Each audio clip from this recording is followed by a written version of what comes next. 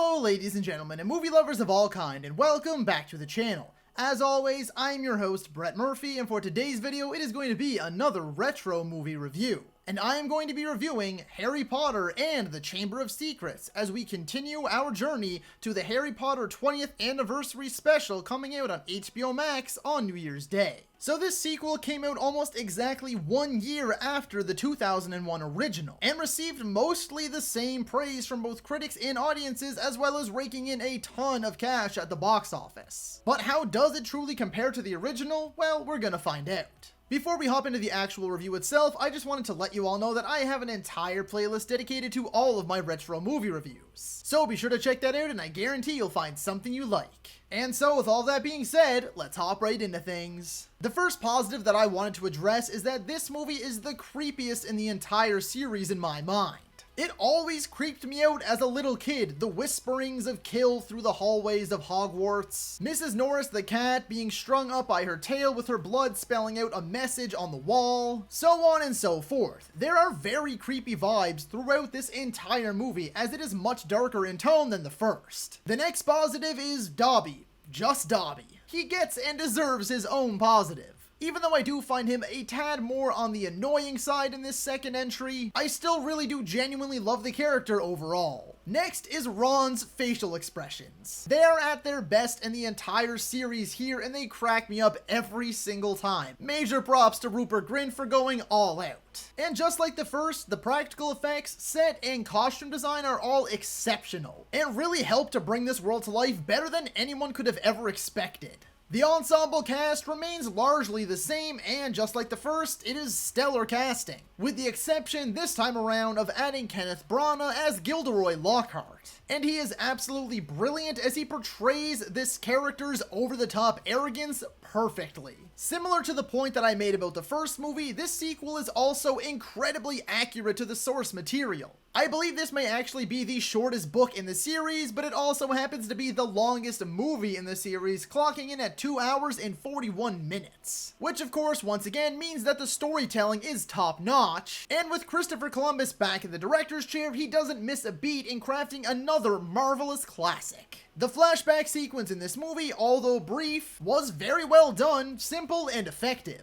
This movie also does a lot of good in terms of expanding the world, as it dives deeper into the origins of Hogwarts and the class divide of the wizarding world. One of the best bits about this movie is that despite it being the creepiest, scariest, eeriest in my mind, it still saves a lot of room for some fun bits. Like Harry's escape from the Dursleys, Harry and Ron using the flying car to try and catch the Hogwarts Express, the duel practice sequence, and the spider sequence. And it also still manages to have some very down-to-earth moments as well, like Hermione's reaction to Malfoy calling her a mudblood, and Hagrid's subsequent reaction to that. It's just a very sweet moment that I've always enjoyed. And now for the negatives, and once again, like the original, they aren't huge negatives that really bring down the overall experience. They're more so nitpicks that I do feel need some addressing. And these are some very similar negatives to the first flick, as it was only a year later, and like I said, still largely the same cast and the same director. Firstly is that, once again, it was only in 2002, so the CGI was not much improved. Again, it mostly gets a pass for this because of its age, so it's only natural that its effects would look dated by today's standards. However, it still needs to be addressed and doesn't get a full pass because you have to remember that these first two movies released at the exact same time as the original Lord of the Rings trilogy, and the effects in those movies held up unbelievably well. Next, again, is with some of the editing and dialogue choices. I feel the ones that I'm thinking of are just very, very awkward. Like characters just delaying their words for dramatic impact or oddly staring into the camera lens, and a few other things that are just a bit strange. The next big thing that I found was actually more of an issue in this one than the original was the overacting. I found in particular with Tom Riddle's actor Christian Coulson was just going a bit too hard. And even someone as seasoned as Jason Isaacs I found was just a touch too over the top in this sequel. Thankfully though, he gets much better in the subsequent sequels as Lucius Malfoy. And the last negative that I have with this movie is that the final battle with the Basilisk isn't great. The early bits are pretty good and intense as Harry is trying to escape from its attacks and running through the tunnels. But the final portion on top of the statue just comes off as sort of goofy and clunky.